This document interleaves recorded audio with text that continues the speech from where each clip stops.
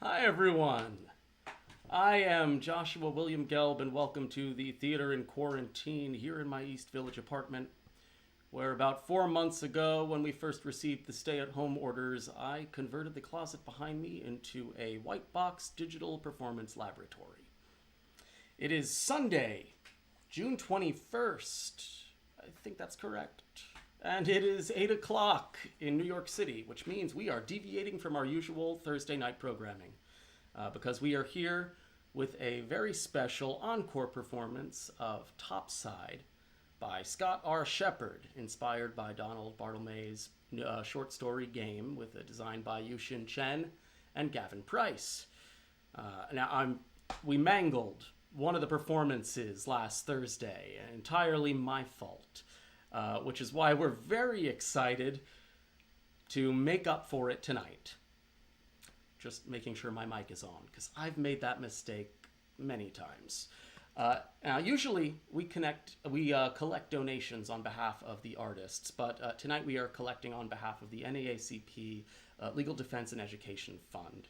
In the description, you'll find a link to my Fractured Atlas page, where all of our donations will be consolidated and passed on in support of their ongoing fight for racial justice. Give, please. After the performance, please stick around. As always, I'll be here with a glass of bourbon to answer any questions you'd like to throw in the comments section. And, well, until then, let's get started. I'm going to take, this is when I get a little nervous, I'm going to take a brief 1 minute break so I can get into places. The piece is a little over 15 minutes long, so sit back and enjoy Topside.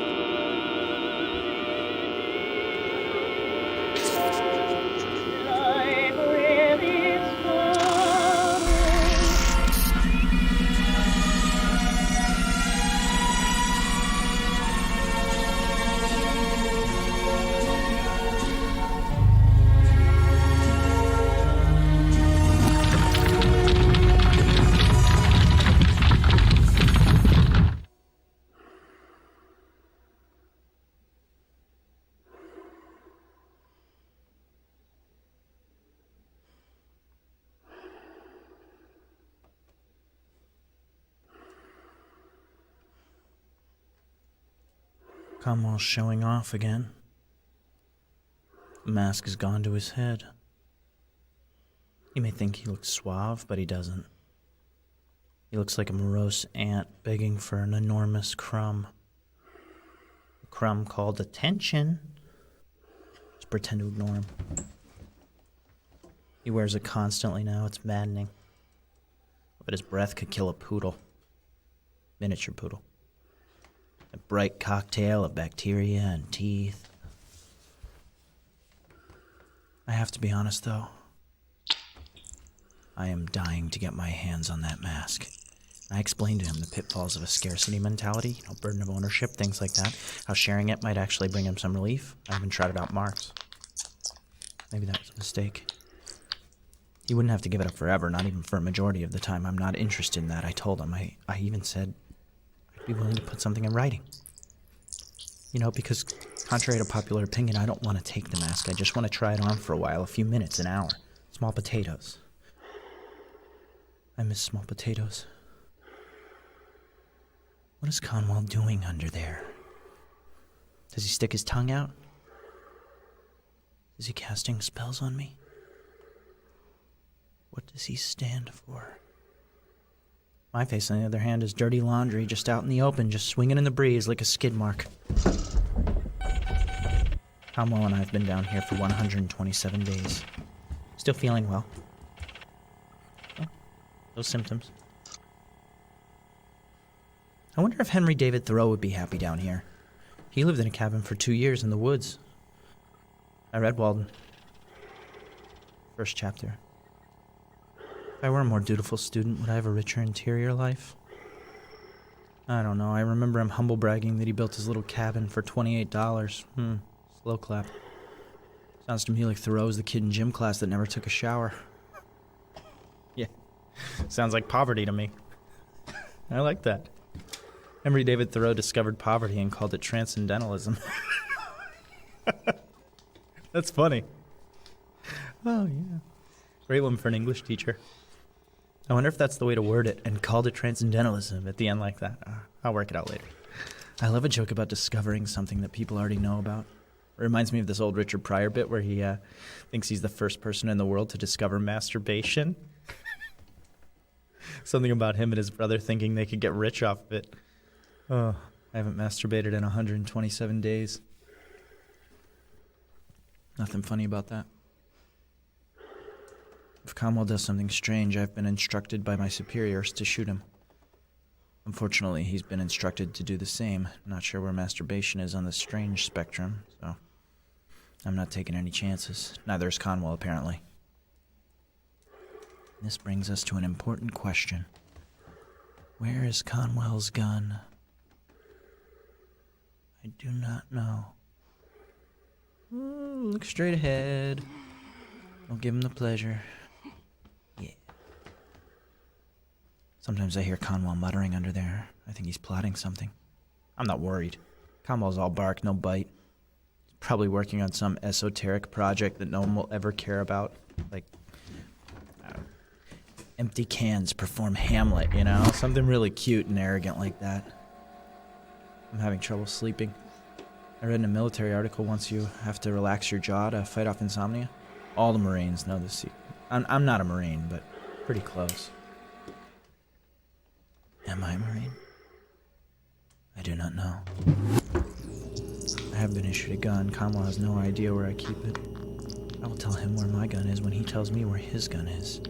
Marines don't have time to waste on insomnia. Sleeping is like killing. It's gotta happen on a schedule, and I understand that. I adore a rigid itinerary. It's the best way to know when you are. My grandmother used to say that. Very funny lady. I'm glad she's not around to see this. I'd like to make a controversial claim. I don't think our superiors have forgotten about us, or that our being down here this long is a mistake. I love the idea that the Chinese are up to something. If our being down here is a mistake, then, that's the end of theories. No such thing as a mistake. Mistakes are just gifts without bows. My old college roommate told me that once. He was a really funny guy. He became an astrophysicist, I found out recently. I was skeptical at first, but the reunion was nice, actually. He kept talking to me about this whole multiple universe idea. I don't know a lick about it. He explained the whole thing using whiskey glasses and a salt shaker. I think we were the salt shaker. He and I even got to sleep in our old beds in the Leeds dormitory. Memories crawling out of the walls. It was like that Madeline in that Bruce novel. A million words, never read it. Drank too much that night. Up to my old tricks. Tricks I like to call alcoholism. No. But anyway, my roommate was really broken up by the whole Higgs boson situation. Something about the weight of a particle. He cried at the bar even. Could have been the divorce, but I think it was the particle. Said it meant there were probably multiple universes and there was no use in studying anything, something like that. Death of science, something like that. I barely followed it. I told him he was better off never weighing the particle, and he asked why. I told him, results can be heavy. Oh no. Too clever. I'm sorry. Relax your jaw. I wonder if I'm still being paid down here. Do they have my routing number? Is it the one on the right or the left? Hey boys, I think you may have my accounting number by mistake. So let me know when is a good time to discuss. What's that? Sort it out topside? Okay, thanks a bunch. Supposed to watch the console, which still works, at least I think it works. The electricity for the console is generated from a series of magnets in the walls. That's what we were told. I can feel them.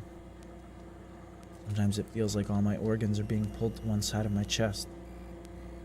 Like they have their own bunker inside me. Certain codes appear on the consoles. Conwell and I are supposed to turn our keys at the same time. This lets our superiors know that we're both still feeling well. Has to be same time. I have a key and Conwell has a key. I know what you're thinking. Too far apart. Wonder how the Chinese knew our wingspan. Nothing from the consoles so far, but our superior said that was normal. More likely we wouldn't need to do a thing, just watch and wait and eat. When in doubt, eat. Oh look, canned stuff again. Wow, no artificial colors. Hey Conwell, you mind if I eat Yorick? Go over the room again. Chairs, 2. Light, yes. Console, 1. Canned stuff, myriad. Spoons, 2. Conwell, 1. Guns, 2. Mask, 1. The eternal question, why 2 men but only 1 mask? God, that's a nice looking mask. Don't think about the mask. Don't think about the mask. Today's not your day, old boy. Leave it for another day. Go too fast up Everest and the altitude sickness can kill you dead. Happens all the time. And when you die on Everest, they just leave your body up there out in the wind. Too tricky to bury or transport, so it's just this snowfield of torsos poking out of the drifts like a little garden of dead ambition. Wonder what happens if you die down here from playing it too safe. I hate the canned stuff. I haven't spoken to Conwell for 15 whole days. Sometimes I think Conwell wants me to shoot him, and that's why he wears the mask. How strange is strange enough? Relax your jaw. Whoa. Does the ravioli have metal in it? Don't think about it. Conwell may not want to speak with me, but if he wants me to watch his cans do Hamlet, then certain preparations must be made. Firstly, to book the room. Now, will he invite me to his side of the room? No. He'll want to do it on my side. My side is much nicer. His side is for rehearsal. My side is the stage. I wonder if he'll start with a little speech. How embarrassing. If he started with some kind of little speech or something. Saying things like, in these unprecedented times, and big thanks to my mentor, the console. You know, these cans have really poured themselves into this production. Remember cocktail napkins and little half pours of champagne? Do not cry. Just relax your jaw. Try not to worry, this is your room. And soon enough, when you have enough jokes, you can proceed with your plan. You can place an invitation at Conwell's feet, and that will be his lucky day. Because you are a deeply, deeply funny man, and funny is not strange. Funny is funny. And at the designated moment, I'll launch. And everything I've been practicing will build to this moment. I'll emerge from my silence like a phoenix, and it'll be the funniest stuff Conwell or anyone else in the whole world has ever heard. And Conwell will laugh so hard that eventually he won't be able to laugh anymore, and he may start to weep. Because, he'll see how poignant the whole thing is, too. And then out of the weeping, he'll start to laugh again. And he'll laugh and laugh and laugh, and then he'll weep and weep and weep, and it'll go on like that for hours. And I expect the mask will fog up. And he'll take it off, and he'll say, I can't keep this. You, above all others, deserve this mask. And he'll apologize to me, and I will graciously say, thank you, Conwell. But you can keep your mask. I don't need it. Not where I'm going. And I'll say it with a little flourish like that, keep him guessing about what I mean. Oh, yeah. To see the look on his face, then that is funny. That is really, really funny. Not yet. No, not safe yet. Yesterday, while I was fast asleep, I heard that song again.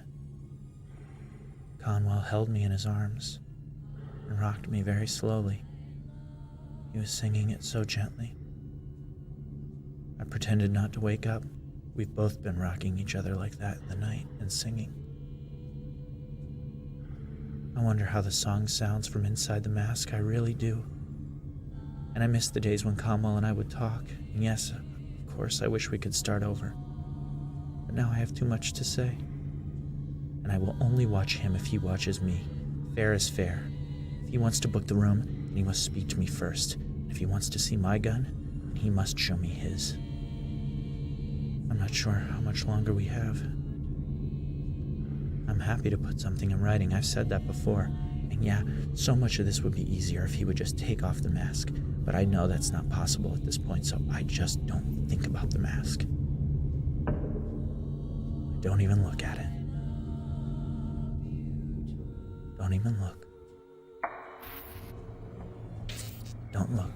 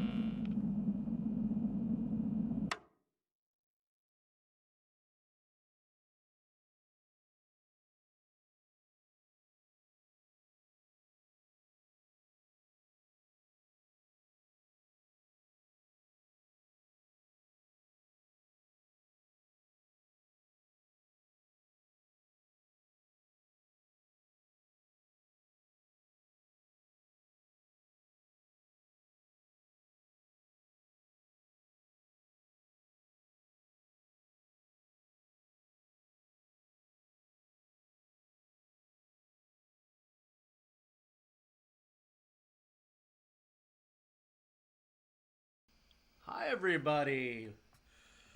Oh, thank you so much. Thanks for coming out on a Sunday and watching that. Now is the time when we get to sit and chat with those of you who'd like to hang around. You are welcome, of course, to put any questions or comments you may have into the comments section. I'm seeing such lovely things right now. Here, I'm just going to pour myself a little bourbon. Katie Rose, hey! I see Katie Rose and Alex Weston here. They've been with Theater in Quarantine from the very beginning, so I'm glad you both made it. Thanks for coming out. Hi, everyone. And Wendy. Hi, Wendy. It's great to see you. Whew. So, I've got some ravioli on me. It's a unfortunate byproduct of the production. There's ravioli everywhere right now. But that being said, I'm really glad you could be here. I'm extremely proud of this piece. Scott and I have been working on it for just 3 or 4 weeks. 4 weeks. Let's be generous. Say 4 weeks or so. And we basically, this is one of the most ambitious pieces we've put together in terms of having a full design, really doing a lot of thank you, everybody. Doing a lot of more intricate video work in Isadora, and so basically it kept exacerbating the bandwidth of my computer, which is a very small 13-inch MacBook Pro, which is why we ended up having to postpone a week in the first place, so that I could get a 2-computer system up. Here, I don't need this anymore. Get a 2-computer system up, and then unfortunately on Thursday, because we actually switched to a brand new streaming platform than I'd been using originally. I'd used OBS and Ecamm, and this is Streamlabs OBS, which is an off-branch of OBS, but nonetheless a very different platform in many ways. I mangled the stream, unfortunately. So I'm really glad we can have this second performance. It's very strange. I think it's very important to have at least 2 performances. Something about repetition still feels very of the theater, in a way that just one performance and then putting it up online forever just feels a little artificial for me. Wow, thanks everybody. Gosh. So we have a question from Wendy Aarons. Hi. Saying how? Well, there's a lot to say about that. And Sarah Hughes asks, how did you do the video? So cool. I'll try and answer the how of that as best I can. So if I actually stand aside, and here I think I can just do this pretty simply here. You can see the whole closet here. There it is. It is 4 feet wide by 8 feet tall by 2 feet deep. And that is what we were performing in today.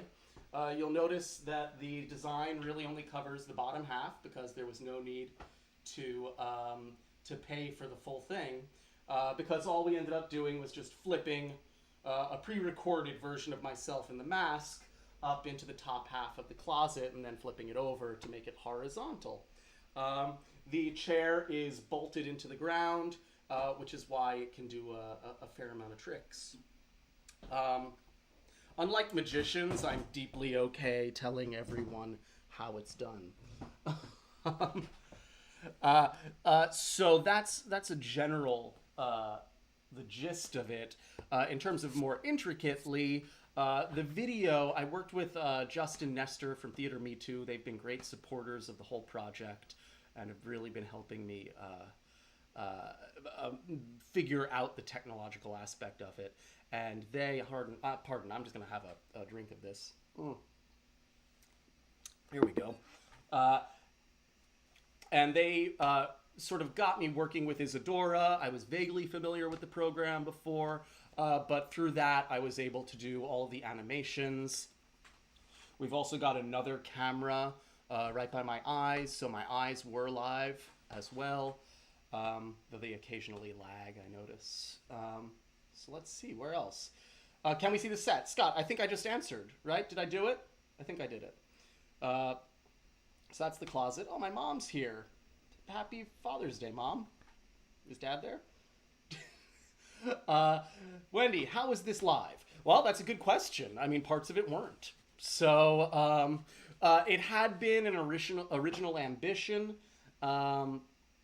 for Scott and me when we first started talking about this project. Scott came to me with the Barthelme text and was very excited about doing something in the closet, and I loved the bunker and with the pandemic and everything, and it felt extremely relevant, and I got excited about the idea of two versions of me in one space.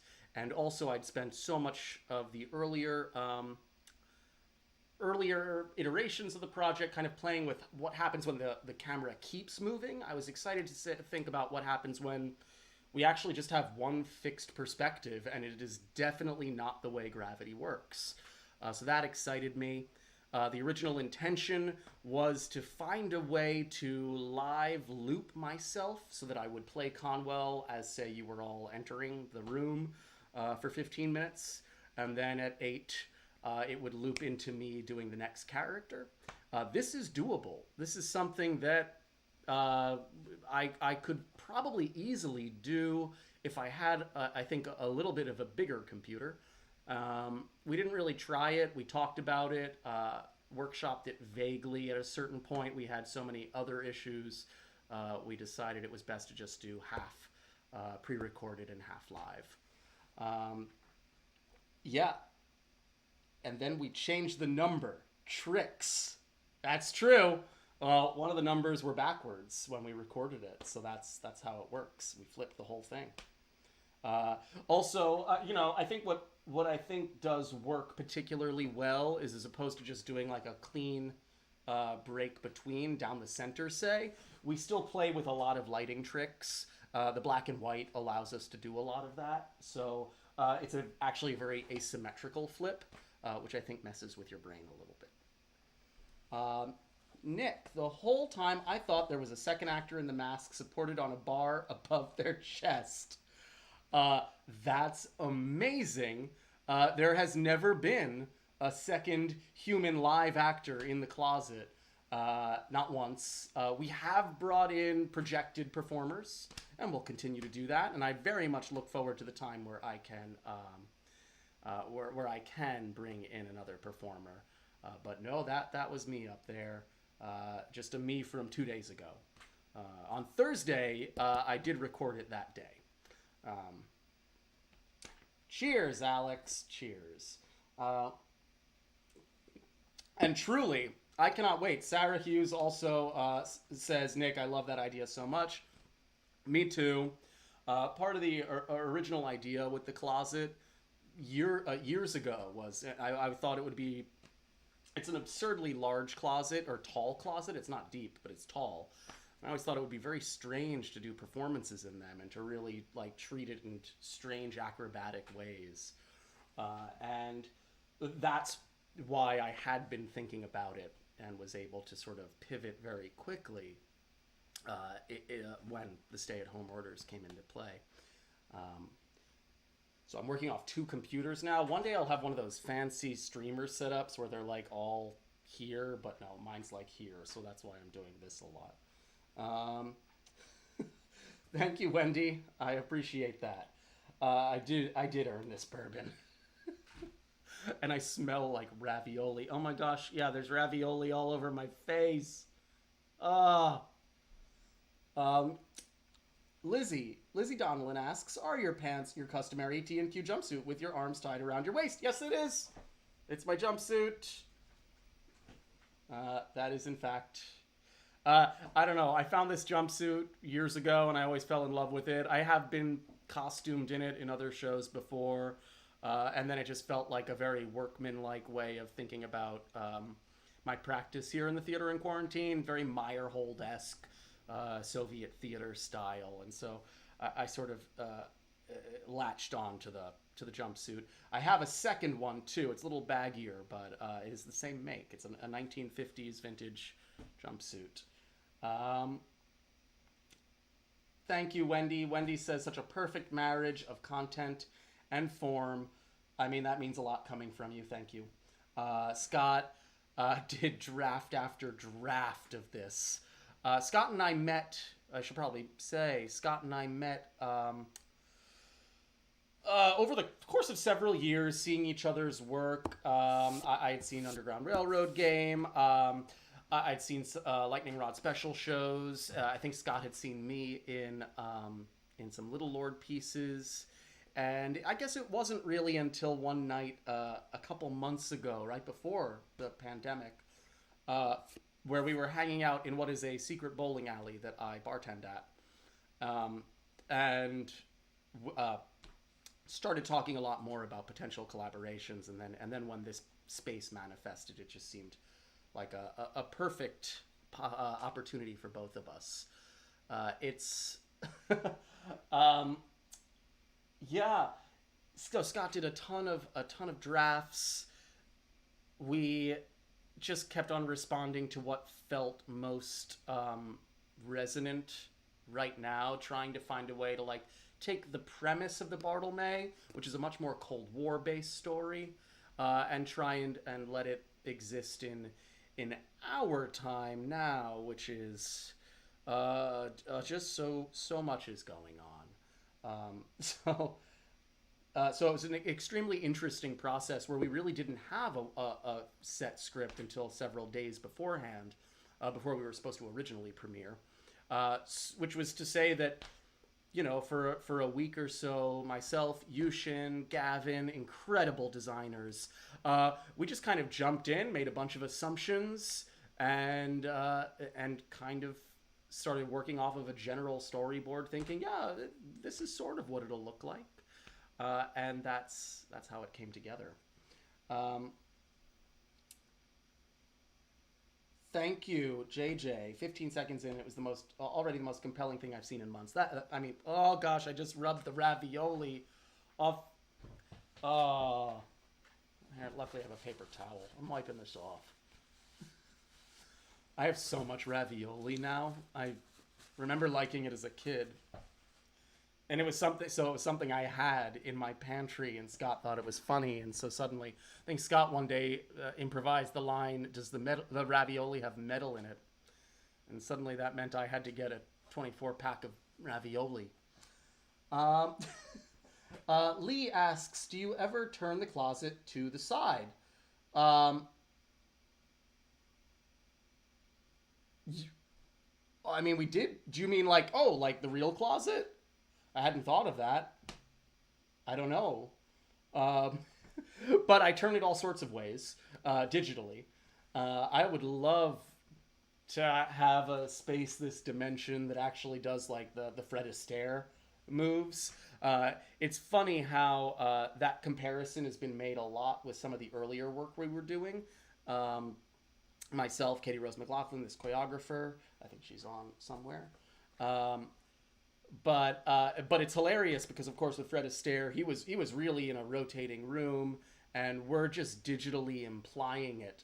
So it's a very, I'd say that the difference is between the sheer grace of his dancing in an extremely kinetic space versus sort of a sheer stubbornness and strength of will, in my case, in a very fixed space that we're pretending is moving.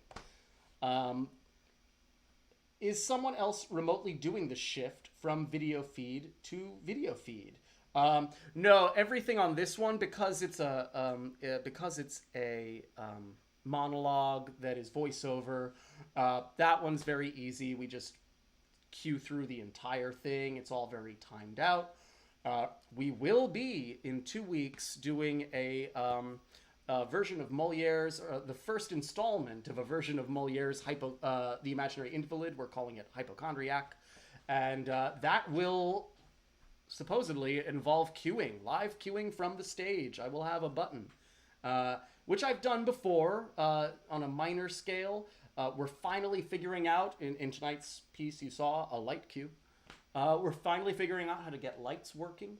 And so yeah, we will be more interactive in terms of that.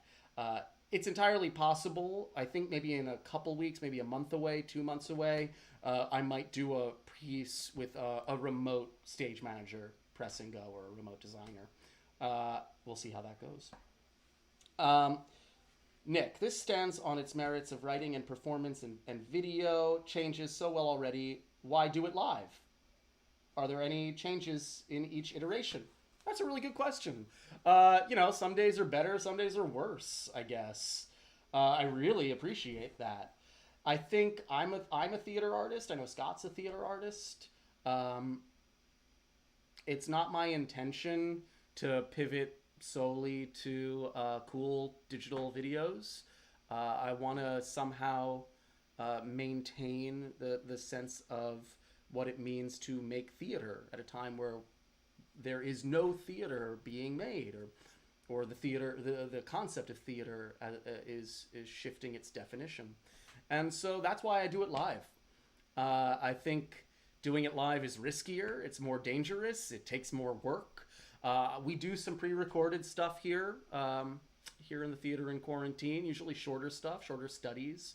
I've got a series of micro plays with some playwrights that I'm putting together. Those are great. I make sure they're only one take. But they're ultimately so much easier to perform because I don't have to master it.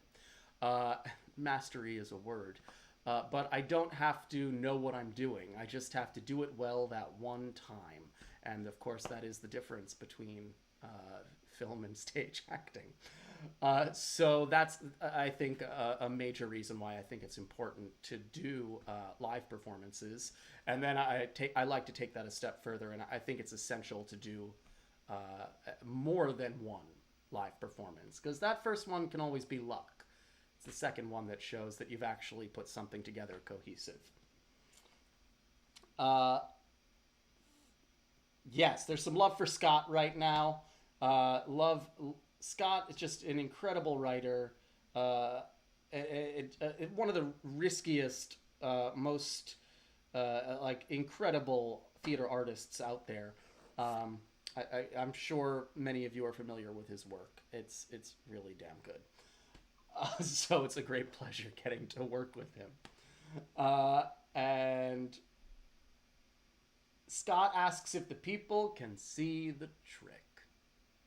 This is where the feed cut out last week because I shifted my camera and all the cables came out. The internet connection got disconnected, and that was a problem. And so we didn't get to finish our lovely chat. But I believe today we are... I think today we can indeed see the trick. I think we're in a position to do so. I'm just going to do this. It's going to be crazy. What? And go to my Q lab and bring a light up. Boom. Okay. And now let's see the trick. So this is our favorite trick in the piece because it's so innocuous. Why in the world... Why in the world did we spend so much time making this work? That being said, I think I have to set it up. Sorry.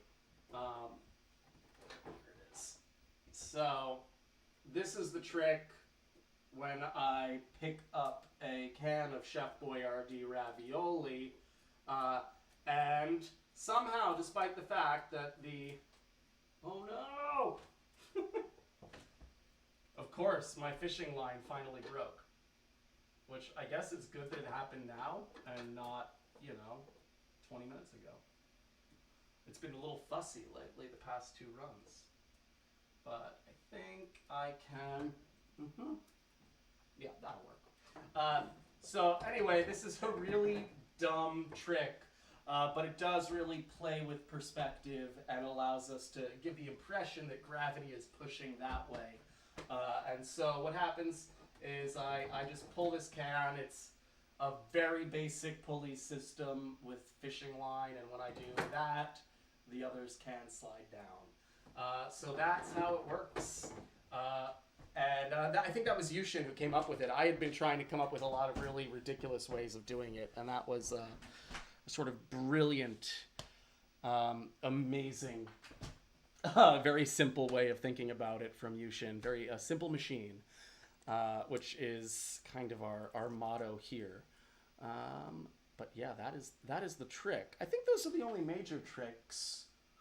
My father was very confused because, of course, he's seen much of the closet, and he was fairly certain I was floating at some point, but I had to tell him that the chair was indeed bolted to the floor, which meant I could move.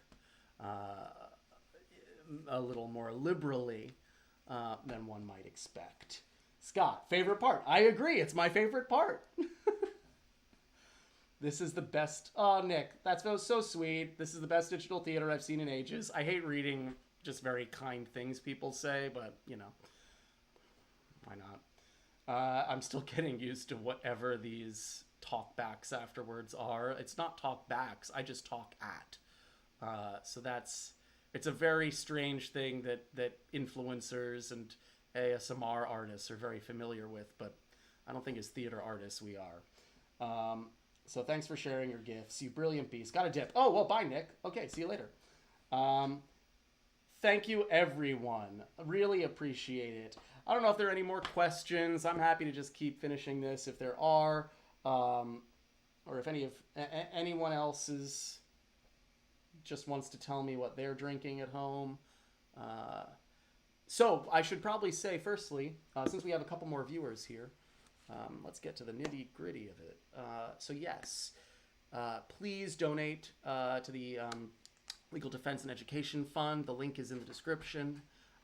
Please, as much as you can. We will pass that on tomorrow.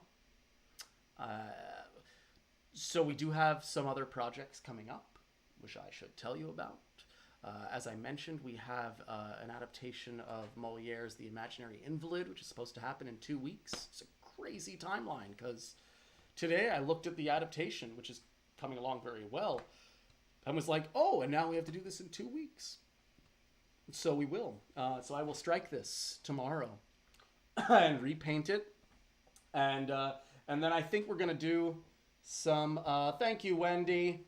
I think we're going to do some TikTok dances maybe for a day or two, maybe workshop some others pieces down the line, and then I'm going to load in the Moliere as we're building that,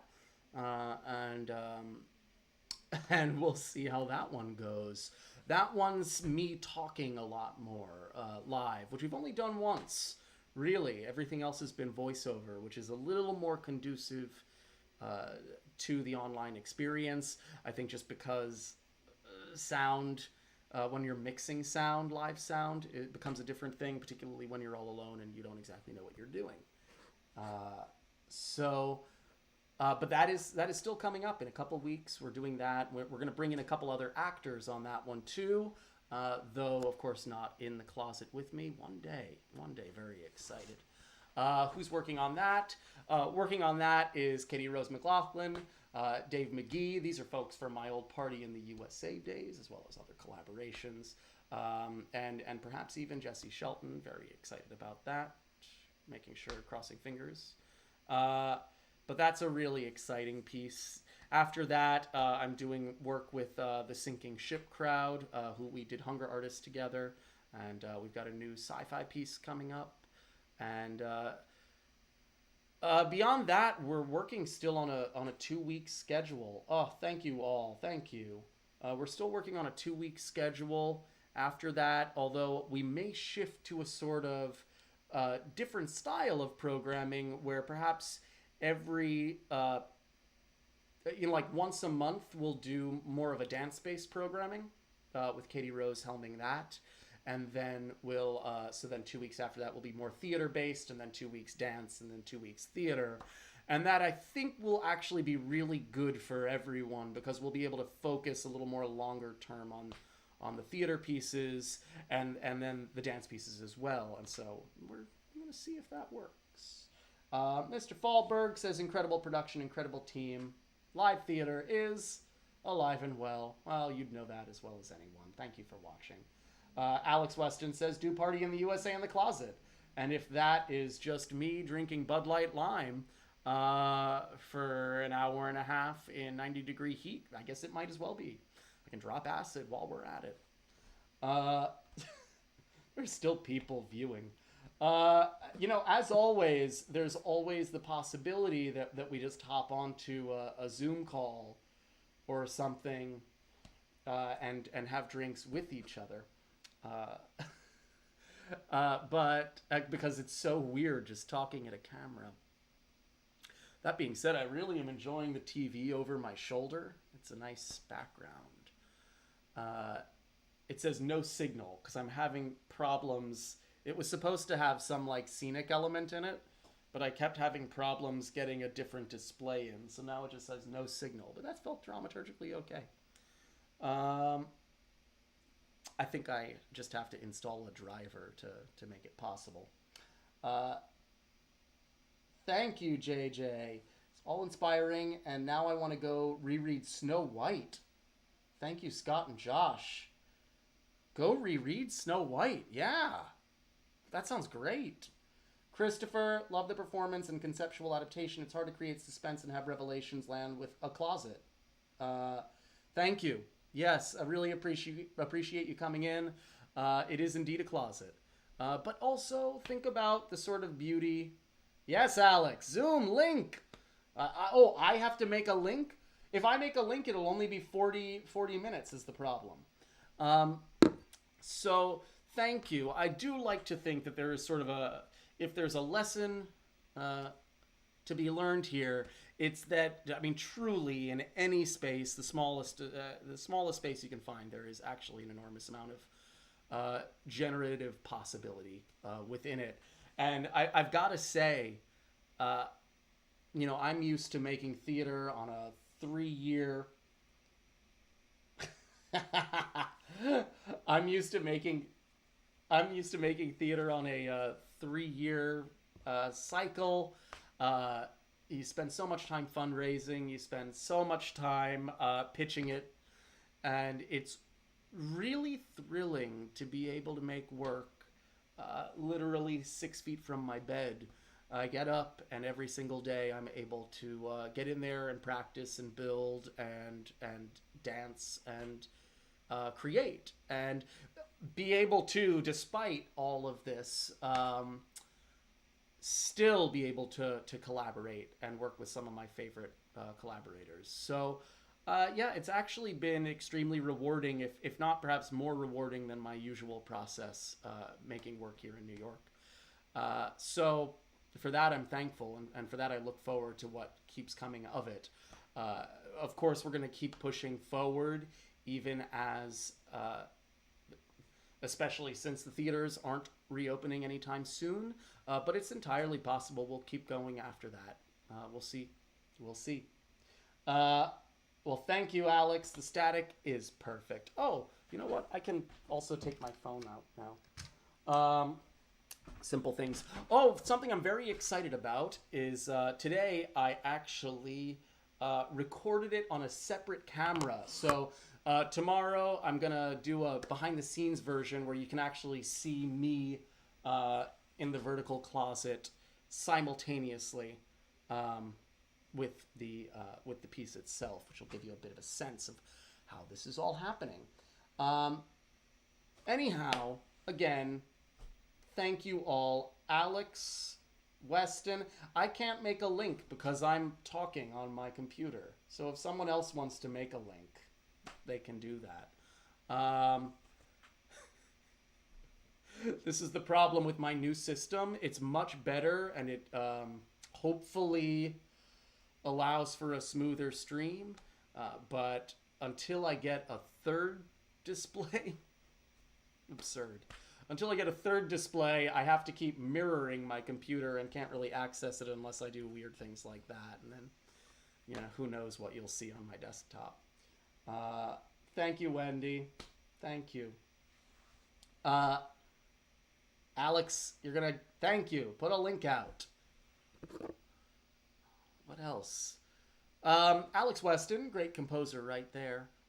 We're actually working on a piece, sort of, I don't know what to call it, a spoken oratorio, spoken text with chamber music. We'll have to figure it out. But a version of the Borges short story, Secret Miracle, Don't Tell the Estate. But we're going to be doing that in a month or two as well. And very excited about that. It's going to be really amazing bringing music into the space, and particularly like a rhythmic music that I have to respond to. We're getting a little bit better at dealing with lag. I think you were able to see I was timing some things out fairly accurately. A couple weeks ago, we were not able to do that. So we're learning the system, and we're figuring out the best way that we can make the kind of work, the caliber of work, not just in terms of quality, but in terms of interactivity and responsiveness that we're used to. So I'm going to wait until Alex posts a link. My brother is telling me that Perry Mason is starting tonight if I want to watch with him, which I guess is not so far off. And it's in 8 minutes, right? So I could get down and watch it with him. My brother lives 10 blocks away with a very adorable dog named Goose, who has seen the closet, but who did not enjoy himself. We tried to film him in the closet. We put down like a bowl of peanut butter, but this is the most adorable, happy-go-lucky dog in the world. And as soon as you turn the lights on, he was like, no way. So he, so unfortunately no adorable puppy in the closet anytime soon, I'm sad to say. Yeah, well, I guess I was going to wait for a link, but I don't know if anything's coming. Oh, I have some lag. Alex posted it. I'm just going to double check that I see it. Oh. Really petering out my entire post-show discussion here.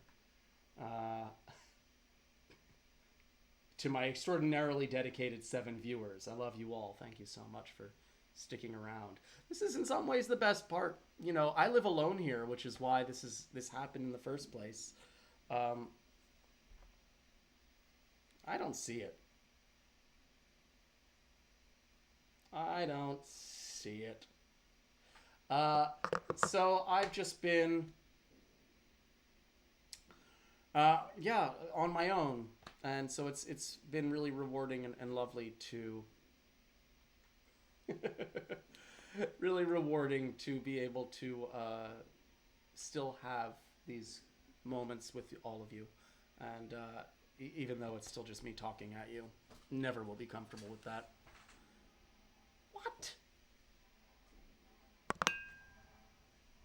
Anyhow, we're going to wrap it up because I think people are going on to Zoom, which apparently you've seen a link, but I have not seen the link for some reason. Text it to me. But truly, thank you all so much for hanging out. Thank you, Scott. Thank you, You-Shin. Thank you, Gavin. Really proud of this work. It's truly the most ambitious thing we've done thus far, and I'm very excited to keep getting more ambitious. That being said, it's almost 9 on a Sunday, so it's time. Thank you all, and I really hope you have a great rest of the night. I hope to see you in the Thursday after next I hope to see you the Thursday after next when we'll be doing Hypochondriac. And thank you all again. Until this is all over, I'll be here in the closet. I'm Joshua William Gelb. This is Theater in Quarantine. Thank you for seeing Topside. Bye.